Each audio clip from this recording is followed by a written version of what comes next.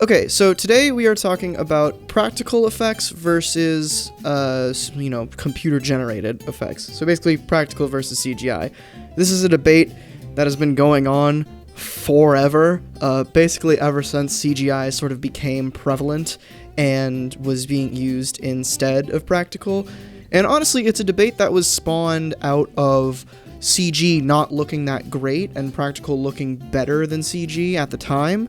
Now I think that's a bit different. Now CG can honestly even be better than practical if used in a certain way, and that's nutty. That's just a testament to how good, computers have gone these days, where if Guardians of the Galaxy was made in like 1990 something, Groot probably would have been this strange looking plant suit that a guy put on, which could have looked great. Like the thing that people always point to for practical effects being way better than CG is Star Wars. The original Star Wars is essentially all practical.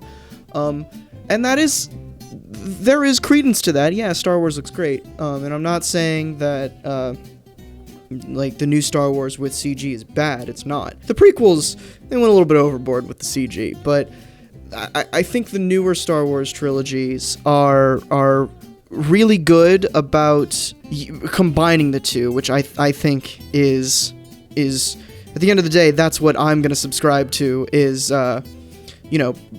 practical being helped by CG, or the other way around, CG being helped by practical. Just, if you can do an effect in camera or with special effects, then you should do that, because it'll look more real at the end of the day. But if, a good example of that is, Henry Cavill in the Justice League, when they were doing the reshoots, he had that mustache that he couldn't shave for legal reasons for another movie he was filming, and they used CG to get rid of it instead of a razor, and it looked terrible, and that was just not good. So that's a great notch in the belt of CG being bad, but that's a very specific use case that was wrapped up in legalese, which, nobody could have seen coming.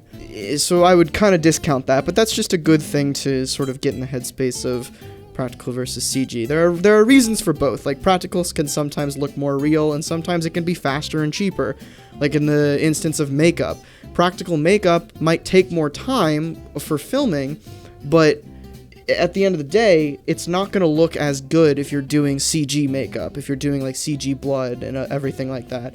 It's going to look way better if you do it practical. It's less of a debate of whether everyone should use practical and everyone should use CG, and more of a debate on when you should use practical and when you should use CG and when you should use both, which I think is the best case thing here. Because again, practical and CG they should go hand in hand, honestly. Why not both? You know what I mean?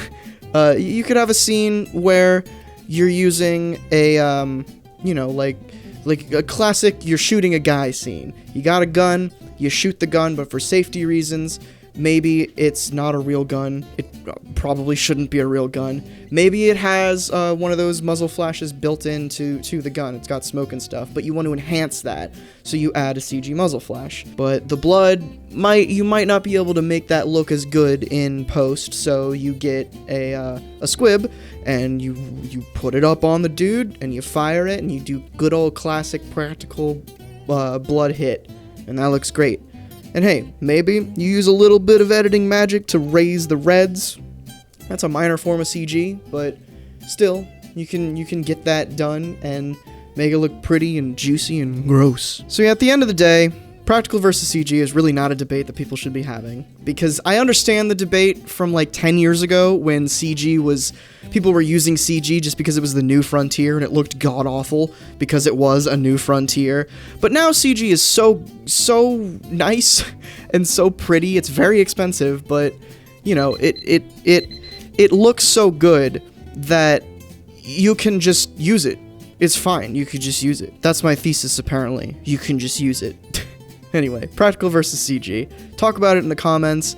I think both should be used when applicable. Obviously, there's no need to use CG if you're not telling a story about, superheroes and space and stuff. If you're telling just like a comedy rom-com thing.